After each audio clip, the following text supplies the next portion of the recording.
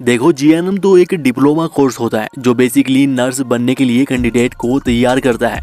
इसके बाद आप प्राइवेट हॉस्पिटल में भी नर्स के रूप में काम कर सकते हैं या सरकारी एग्जाम क्लियर करके सरकारी नर्स के रूप में भी आपको नौकरी मिल सकती है।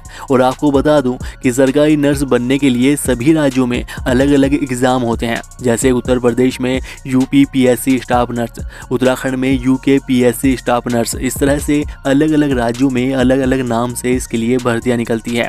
और इसके अलावा भी कुछ सरकारी एग्जाम होते हैं, जैसे AIIMS nursing officer recruitment examination, staff nurse grade second nursing sister examination, central government health scheme nursing recruitment, ESIC staff nurse recruitment examination, railway recruitment board staff nurse examination.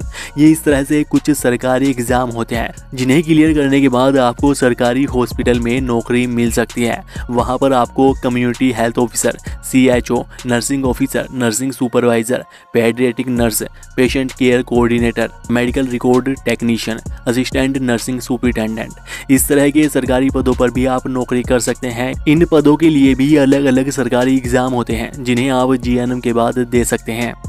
इन सब के अलावा भी नेवी, एयरफोर्स, आर्मी, रेलवे, इस तरह के कुछ विभाग हैं, इनमें भी नर्स के लिए भर्तियां निकलती रहती है। उनके लिए भी आप जीएनएम के बाद अप्लाई कर सकते हैं।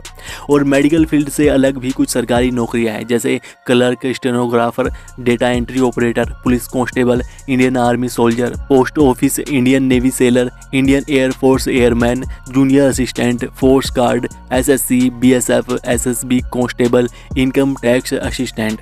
ये इस तरह के कुछ सरकारी नौकरियां हैं, इनके लिए भी आप अप्लाई कर सकते हो। या जीएनएम के बाद आप पोस्ट बेसिक बीएससी नर्सिंग करके ग्रेजुएट हो जाते हैं तो आपके पास और ज़्यादा अपॉर्चुनिटीज़ होती है। मेडिकल डिपार्टमेंट में ही आप public health nurse, research nurse in government institution, medical college में टीचर भी आप बन सकते हैं। या जो भी ग्रेजुएशन लेवल पर सरकारी नौकरियां निकलती है, सरकारी भर्तियां निकलती है, आप उन सभी पदों के लिए भी अप्लाई कर सकते हैं। तो इस तरह से इन सभी तरह की सरकारी नौकरियों को आप एग्ज़ाम क्लियर करके पा सकते हैं। और आपको बता दूं कि सभी सरकारी पदों पर वेतन भी अलग अलग मिलता है। फिर भी एन एवरेज देखा जाए तो 25,000 से 40-50,000 रुपये प्रति माह तक वेतन सरकारी नौकरियों में आसानी से मिल जाता है।